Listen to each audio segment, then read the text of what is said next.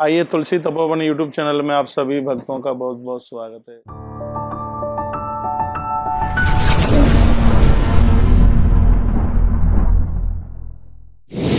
इस एपिसोड में हम चर्चा कर रहे हैं कि दरिद्रता का नाश करने में, गरीबी को समाप्त करने में पूजा के अंतर्गत चंदन का कितना बड़ा महत्व है, ये हम चर्चा कर रहे हैं। आइए, हमारी भारतीय सनातन संस्कृति में प्राय लोग पूजा तो सब करते ही हैं, तो हमारी श्रद्धा है। हम ये सोचते हैं कि पूजा करने से हमारा उत्थान है, हमारी तरक्की है, तो सब सोचते ही हैं। ये तो हम सोचते ही हैं कि इसमें हमारा उत्थान है, हमारी तरक्की है। तो ये तो शास्त्रों में विदित बात है कि पूजा में चंदन का इतना बड़ा महत्व है। चंदनम महत पुण्यम सर्व पाप प्रणाशनम आपदामपहर्तारम लक्ष्मी तिष्ठति सर्वदा। चंदन की ये महिमा है कि चंदन देवी देवताओं को लगाएंगे, भगवान को लगाएंगे और अपने भाल के ऊपर लगाएंगे तो निश्चित रूप से चंदन दरिद्रता का नाश करता है। पद्म पुराण जैसे महान ग्रंथ में लिखा है कि आप दूध से भगवान को स्नान कराते हैं, उससे ज़्यादा महत्व दही का है। दही से स्नान कराते हैं, उससे ज़्यादा महत्व घी का है। घी से स्नान कराते हैं, उससे ज़्यादा महत्व शहद का है। शहद से स्नान कराते हैं, उससे ज़्यादा और महत्व शर्करा चीनी का है। और याद रखिएगा, शर्करा से भी स्नान कराते हो, उससे ज़्यादा महत्व है एक कटोरी में जल भर करके और उसमें चंदन घोल करके और भगवान को उससे नलाया जाए तो उसका सबसे ज़्यादा महत्व है।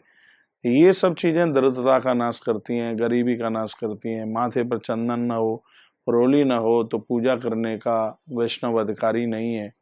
इसलिए अपनी पूजा में चंदन को जोड़िएगा, अपनी आराधना में चंदन को जोड़िए, अपने भाल के ऊपर भी चंदन लगाइए और देवताओं को भी चंदन लगाइए। पूरे माथे के ऊपर चंदन का लेपन कीजिए।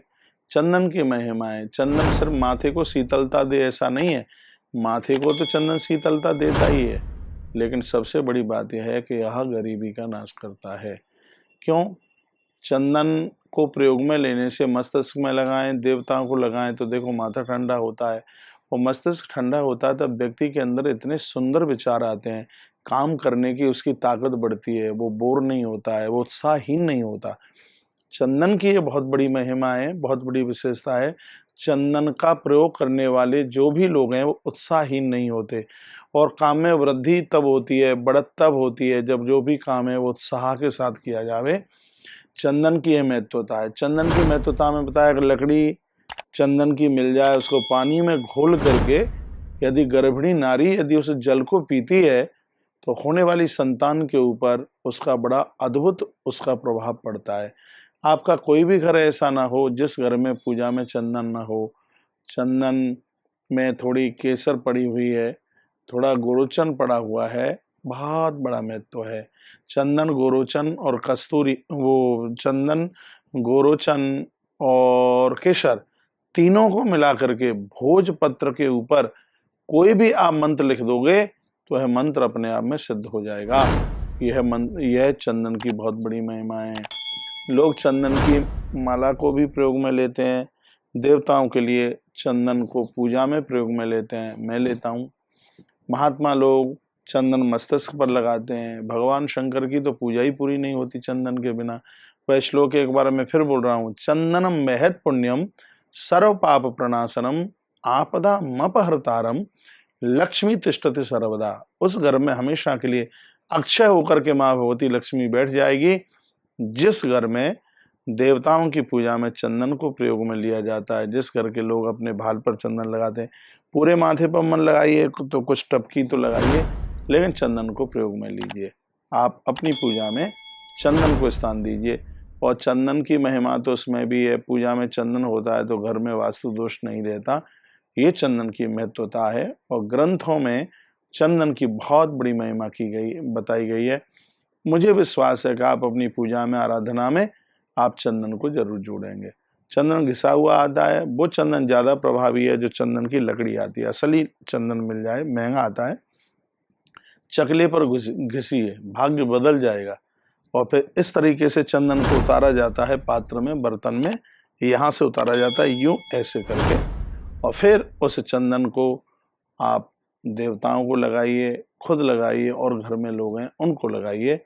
आप ये देखेंगे कि कुछ ही दिनों में ये इतना बड़ा क्या चमत्कार हो गया है, कितना बड़ा ये प्रभाव हो गया है, इस बात का आप अनुभव करेंगे और हमें आप टेलीफोन जरूर करेंगे इस चंदन की महिमा में। तो इस चंदन को आप बिल्कुल स्वीकार कीजिए, देवताओं को लगाइए, अपने मस्तिष्क पर लगाइए। तो मैं बड़ा मन बना रहा था कि चंदन वाली बात मैं आपके पास तक पहुंचा दूं। अरे हिंदू नहीं समझ में आता है, हिंदू है, मुसलमान को दूर से देख लो ये मुसलमान है। अरे चंदन हमारी सनातन संस्कृति में जिसकी इतनी बड़ी महिमा का वर्णन किया गया है, चंदन है, सिंदूर है, रोली है, कपूर है, दिया बाती है, तुलसी है, गैया को रोटी है, गंगा जल का आचमन है, एकादशी है, इन सब चीजों को तो बहुत जोर दिया गया है हमारे ग्रंथों में। मैं तो युवान पीढ़ी के लिए भी ये कहना चाहूंगा कि आप चंदन को बिल्कुल प्रयोग में लीजिए। दूसरे धर्म वाले क्रॉस लटकाते हैं, कुछ करते हैं, हमें तुलसी पहनने में क्यों दिक्कत है, हमें चंदन लगाने में क्यों दिक्कत है? नहीं दिक्कत होनी चाहिए। मस्तिष्क पर चंदन लगाइए, मस्तिष्क ठंडा होगा, सबसे बढ़िया बात करोगे, सबसे अच्छी बात करोगे। तो इस वीडियो में मैंने आपके बीच चंदन की बात करी। इस समय मैं तुलसीवन आश्रम सीधाम वृंदावन से बोल रहा हूँ। तुलसीवन आश्रम इस संस्थान के कई कार्य चल रहे हैं, सेवा प्रकल्प चल रहे हैं। टेलीविजन पर आप देखते ही हैं, सत्संग संस्कार पर आप देखते हैं, तुलसी तपोवन यूट्यूब और भी काफ़ी चैनलों पर आप यहाँ की सेवाएं देखते हैं। मैं आप सभी भक्तों को कहना चाहूँगा, तुलसीवन आश्रम ने तैयार की है रसोई, जो कि दीवालों से बाहर निकलती हुई पूरे ब्रज क्षेत्र में ये रसोई पहुंची है। जरूरतमंद लोगों के लिए खुला भोजन भंडारा, जिसमें 2 सब्जियां हैं, पूड़ी है, चावल है, खीर है और कुछ मीठा है।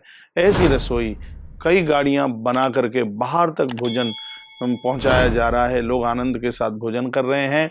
आप भी अपने घर से अपनी रसोई को उन जरूरतमंदों के पास तक पहुंचाइए जिन्हें इस समय इसकी जरूरत है। 1 वर्ष के लिए हम आपसे सहयोग ले रहे हैं, सिर्फ 2400 रुपए का।